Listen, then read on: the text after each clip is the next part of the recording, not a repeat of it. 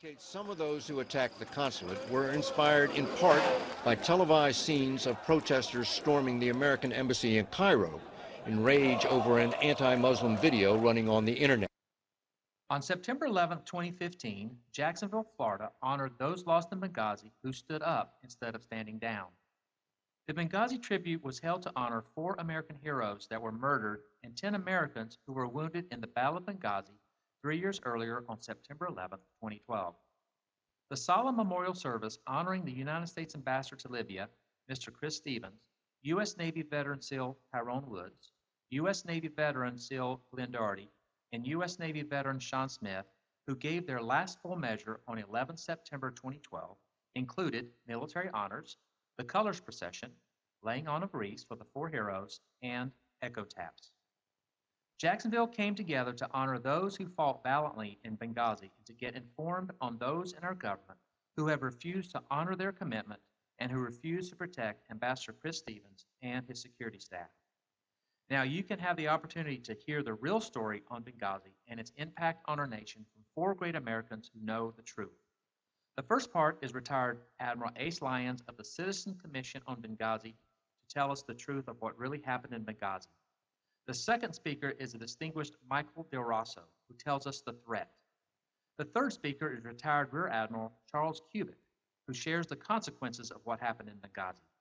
A special question and answer panel discussion is part 4, where these speakers are joined by the knowledgeable Stephanie Jason. Follow along in each part to learn the whole story, the true story. My name is Ryman Show, and I am the MC of Jacksonville. Rosso, from whom we will learn of the threats. Michael is an accomplished technology executive with over 30 years experience. He is currently a senior fellow at the Center for Security Policy. Help me in giving a warm welcome to Mr. Michael Del Rosso.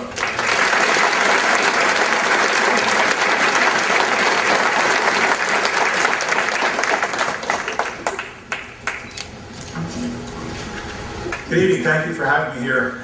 It's an honor to be a part of the First Coast Tea Party's commemoration of the 2012 Benghazi attack and to commemorate those who gave their lives that night. I think we should also honor the 10 other Americans who were injured in the attacks, some with horrific injuries that included amputation. How many of you heard about that? It took me 6 months to get Frank Wolf. I tell many members of Congress, 6 months after the fact, I'm telling members of Congress that they existed. 10 weeks after the attack, there was still a half dozen in the hospital, one that was still on the brink of death after 10 weeks, and none of it ever came up. And Wolf finally, when I talked to him around March 1st of the following year, he wrote a demand letter that day to the Secretary of State Kerry to go demand to see these men, if for no other reason to thank them for their suffering. And you still don't hear a word about it in the press. And now, due to time constraints, I've gotten detailed written remarks. I left at that. So probably 3 or 4 times what I'm going to say right now in detail is available to you all for distribution with a PDF. So I'm going to work through this thing and make up a little time. So these brave men are dead or injured because of the direct results of deliberate disastrous policies of our national government. Our national government failed those men 3 years ago, and we're focused on just this issue and the Islamic threat tonight, but on a broad array of initiatives. They're failing us, and they're putting every one of our lives at risk. Literally, millions of Americans' lives at risk. We went into all threats, hazards, and tactics. We're at the brink of World War III. Russia, we have EMP capabilities of Iran. There's a host of things that the leadership we have is negligent. So, because I'm often asked what I think are the biggest challenges facing the nation, for me there's really one challenge, but with dozens of manifestations. The challenge is that everywhere we look, our national government is failing us. They're failing us by what they've done, by what they've not done. They're failing us through neglect, mismanagement, misjudgment, and misrepresentation. The rule of law, the delicate balance of the Constitution, trust in our institutions and even in each other, the integrity of our elections, federal agencies, and our national borders, the ability of our people to work, prosper, and take care of their families on their own, all have been dangerously diminished by government failure. Nothing less than what remains of our free economy, our free institutions, and our very character as a people have been put at risk. You may have noted that I did not say the Obama administration or the Democrats that failed us. I said our national government has failed us, and the Republicans play a major part of this failure, a big part.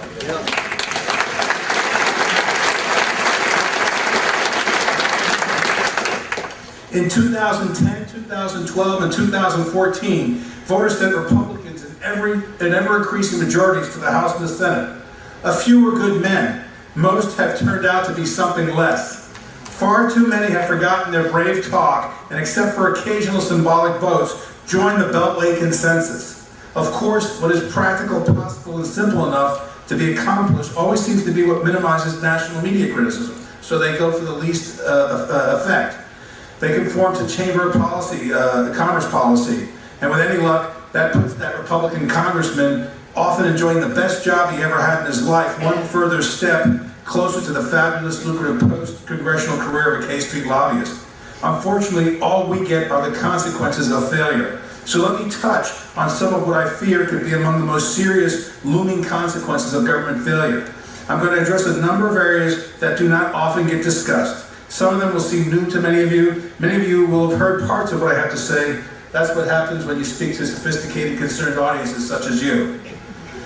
But overall, I'm going to cover a number of areas that the mainstream media have ignored and have been mostly outside the purview of public debate. They deal with matters of national security and the failure, the massive failure, to deal with these issues, which has spanned both Republican and Democratic administrations.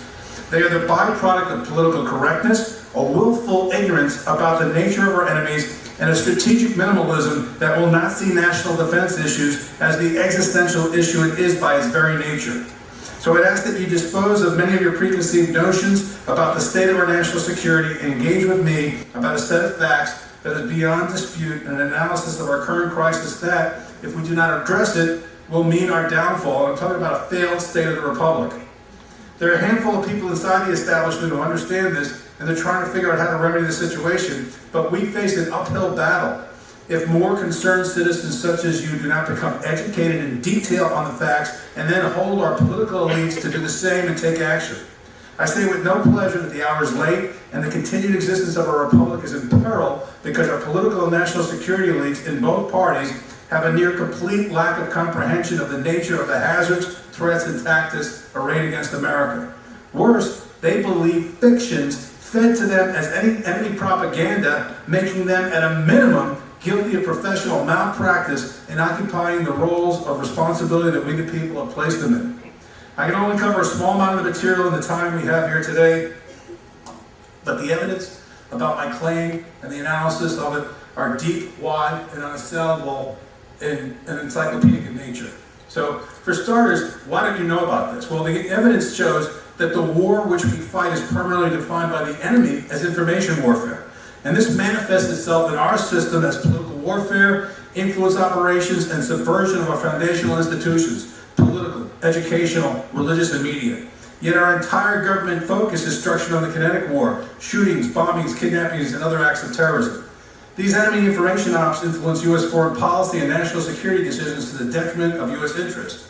Two of the more egregious manifestations of this were the deliberate employment of U.S. might and influence as a national policy to force an American ally, Egypt's Mubarak, out of office to be replaced by a Muslim Brotherhood regime which has openly declared war against America, as well as a NATO campaign that illegally forced Libya's Gaddafi.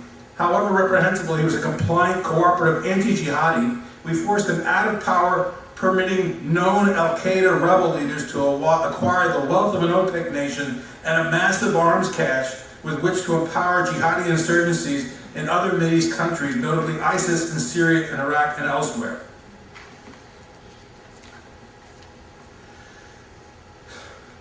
When President Obama made his Cairo speech in 2009, he said, "Islam is not and never will be at war with America."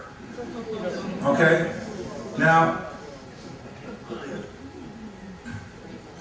that makes a world of difference whether that's true or not. We're not at war with them per se, but if they're at war with us, and then that makes a completely different ballgame. So I contend that that's false, and the administrative status this administration's stated U.S. interest and their strategies for pursuing those interests as a way the nation prosecutes the war against us and deals with Islam are fatally flawed. And I'm going to use this to set up so you understand what really happened in Libya in 2011 to the present. Furthermore, evidence indicates that we're presently executing national security and foreign policy strategies based not only on fictions, but upon fictions propagated by these precise enemies of the United States who are at war with us. These are serious charges which this analysis will address. And we'll see that the United States just doesn't have a counterterrorism challenge, but domestically we have a serious counterinsurgency and counterintelligence challenge, if not outright failures. So today, who's the enemy, what's their doctrine, and what's their objectives? It's well worth noting that established U.S. military doctrine governing the analysis of for the intelligence preparation of the battlefield, the IPB process, in any conflict requires the identification of who's your enemy, what are the enemy threat doctrines that make them want to be at war with you, and what are their stated victory objectives for going to war with you. This is what Thomas Jefferson did over 200 years ago when he was faced with an Islamic enemy.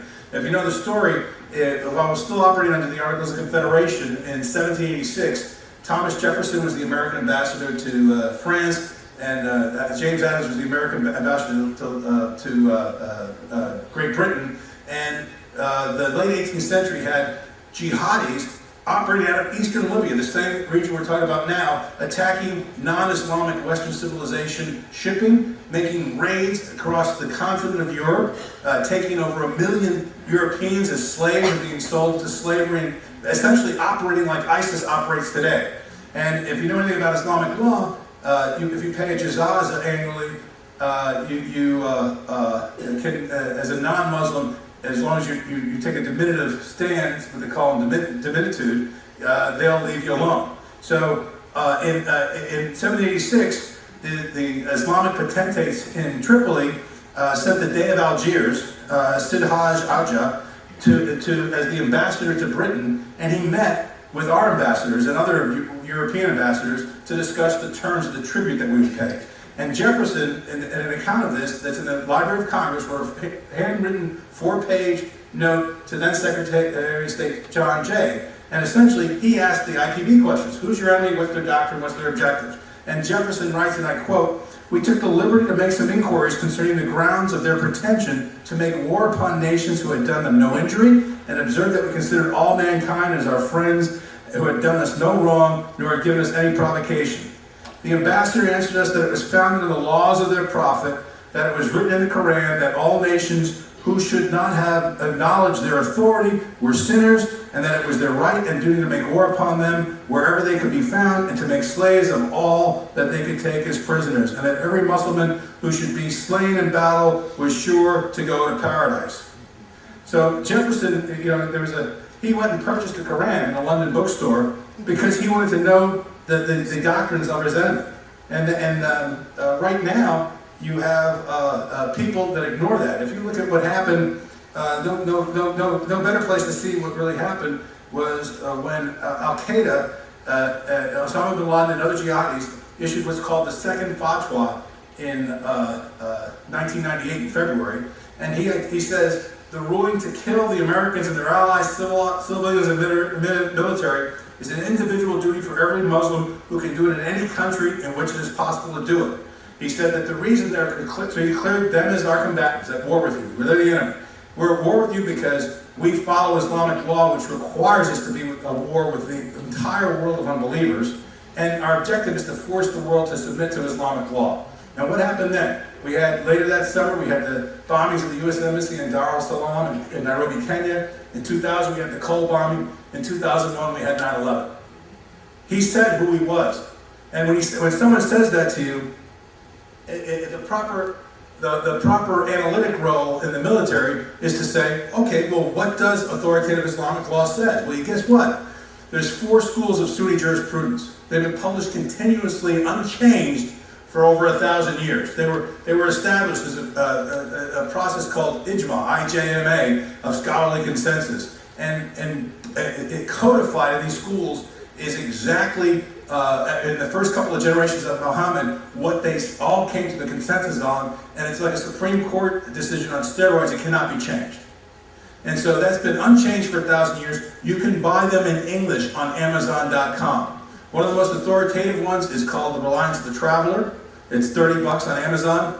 And if you open it, under on the heading of jihad, it says jihad is only kinetic warfare against non-believers. It's exclusively not the other. So you have John Brennan, who's our currently our Director of Central Intelligence.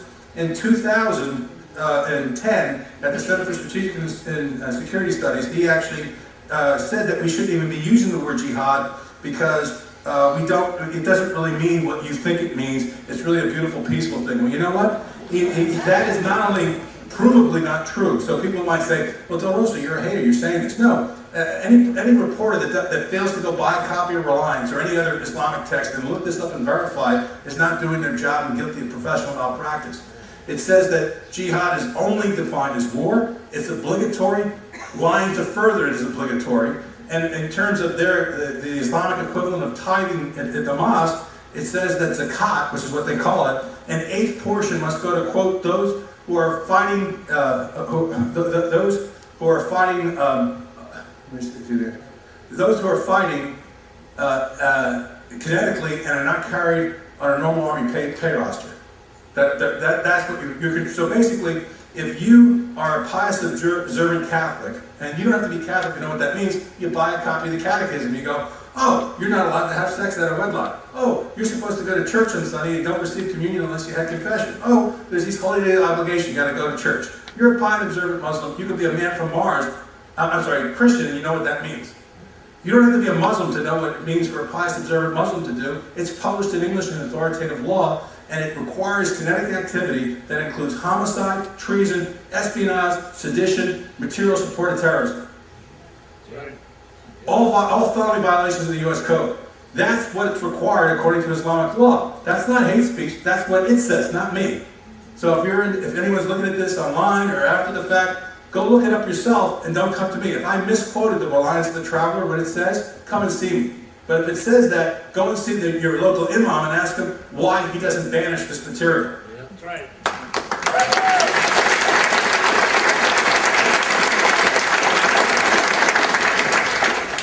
Let me just do a quick wrap up. So the Muslim Brotherhood was founded in 1928 at the collapse of the Ottoman Empire. The 600-year empire collapsed, and a pious, observant Egyptian, Hassan al-Banna, said, well, geez, we can't carry out our great commission of conquering the world into the submission of Islam. We have to start a secret organization.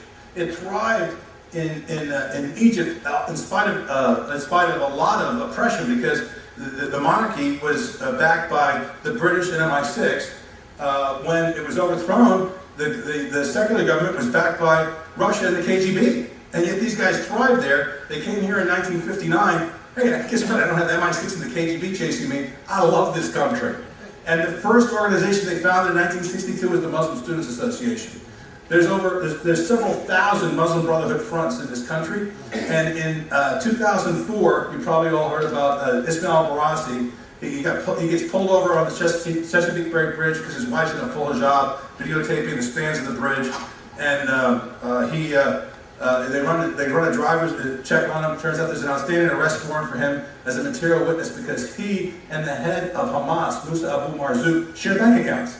They search his Fairfax County, Virginia home. They find a secret sub-basement. They haul out 2 truckloads of evidence, 80 banker boxes of documents, hundreds of tapes and video cassettes. It turns out he's the record keeper and CFO for the Muslim Brotherhood. And that's where, amongst the documents found that were submitted to the Holocaust Foundation trial as evidence, the largest terrorism financing case in U.S. history, that in September of 2008 found all 5 defendants guilty of all 108 counts, and they all received lengthy prison sentences. That's where authoritative documents submitted under all the rules of federal evidence and subject to cross-examination prove this case, and it says that the purpose of the Muslim Brotherhood in America is to destroy Western civilization from within by their own hand and ours. It said the purpose of Islamic centers in the cities of America is to recruit and train brigades for jihad. That's as good a reason as any to oppose the 9/11 Islamic Center, don't you think, on Ground Zero site? They're here to make war. And then finally they've got, how am I doing? 2 minutes? 1 minute? What am I doing? So let me wrap this up. So essentially, they manipulated U.S. foreign policy. We could not have forced Mubarak out of office I'm sorry, the Muslim Brotherhood couldn't have forced Mubarak out of office. We forced them to. Mubarak said, I'm going to hold elections at the end of 2011. We actually said, no, you're going to step down. Obama, February 2nd, step down now. And by the way, what they don't tell you is they were pressured by Al-Qaeda. They even published it in their English magazine, Inspire, in January 2010. They said, Muslim Brotherhood, you got to stop being in the Mecca period and get kinetic and go to the Medina period. So that's in that month, they changed out the Supreme Guide to a guy named Mohammed Badi. And Badi is currently under a death sentence in Cairo, Egypt.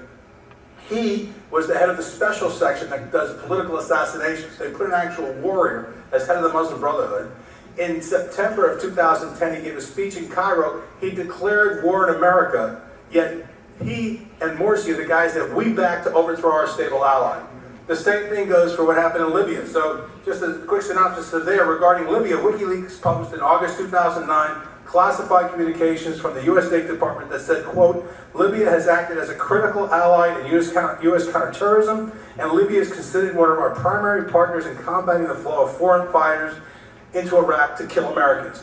Yet in 2011, NATO partnered on no less than 3 of the key fronts in the Libyan war with rebel commanders who had previously collaborated with Al-Qaeda in Afghanistan and Iraq to fight and kill Americans. Al-Hassadi on the Eastern Front, Belhaj in Tripoli, and Bin Hamid during the siege of Sirte. Now, it's good to note that Belhaj was reported to have been at Tora Bora with bin Laden, barely escaped with his life to Pakistan. We picked him up a couple of months later on a rendition, popped him through a bunch of rendition prisons after we frightened the pants off of Gaddafi in 2003 when we invaded Iraq, and he became compliant. We dropped him, like we do everyone, back to a native country that'll take him, and they threw him in prison.